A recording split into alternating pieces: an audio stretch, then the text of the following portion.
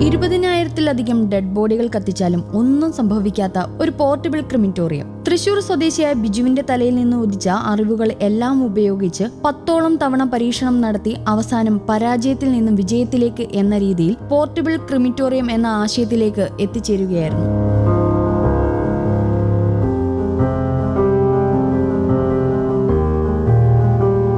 ഒരു വെല്ലുവിളിയായി ഏറ്റെടുത്ത് എങ്ങനെ ചുരുങ്ങിയ സമയം കൊണ്ട് ഒരു ബോഡി എങ്ങനെ ബേൺ ചെയ്യാം എന്ന പ്ലാനിലേക്ക് ഇദ്ദേഹം എത്തിച്ചേർന്നു. 3 ബോഡിയിലധികം കത്തിച്ചു കഴിഞ്ഞാൽ ഉടൻ തന്നെ അതിന്റെ സ്റ്റീൽ പ്ലേറ്റുകൾ ചൂടായി നശിക്കുവാൻ സാധ്യതയുണ്ടായതിനാലാണ് പരാജയം സംഭവിച്ചിരുന്നത്. ചൂടിനെ താങ്ങി നിർത്തുന്നതിനുള്ള സ്റ്റെയിൻ സ്റ്റീൽ ആണെങ്കിൽ കൂടി അതിനെ എങ്ങനെ പിടിച്ചു നിർത്താം എന്നതാണ് മെയിൻ ഉദ്ദേശം. തുടർന്ന് പലയിടങ്ങളിലും സഞ്ചരിക്കുകയും പുതിയ കണ്ടെത്തലുകൾ കുറിക്കുകയും ISRO പോലുള്ള വമ്പൻ ശാസ്ത്രജ്ഞന്മാരുമായി ചർച്ച ചെയ്ത് അതിൽ നിന്നും കിട്ടിയ അറിവുകളുമായി ഒരു പോർട്ടബിൾ മെഷീൻ നിർമ്മിക്കുകയും ചെയ്തു.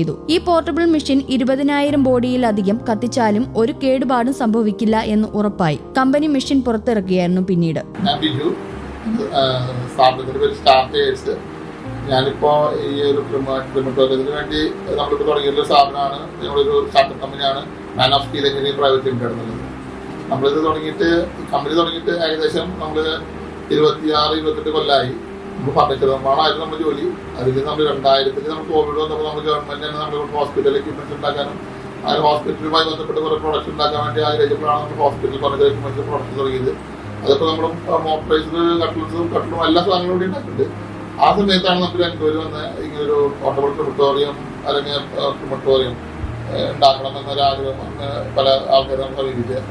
അപ്പൊ അതിന്റെ ഒരു പ്രശ്നം എന്തായിരുന്നു വെച്ച് കഴിഞ്ഞാൽ ആ സാധനം ഉണ്ടാക്കി കഴിഞ്ഞാൽ നോർത്തിൽ ഇങ്ങനെ ഒരു മെഷീൻ ഉണ്ട്. ഒരു 3 കോടി കത്തിച്ചു കഴിഞ്ഞാൽ ആ സാധനം കംപ്ലൈന്റ് ആയി വരും, അതായത് മെഷീൻ കൊളാപ്സ് ആണ്.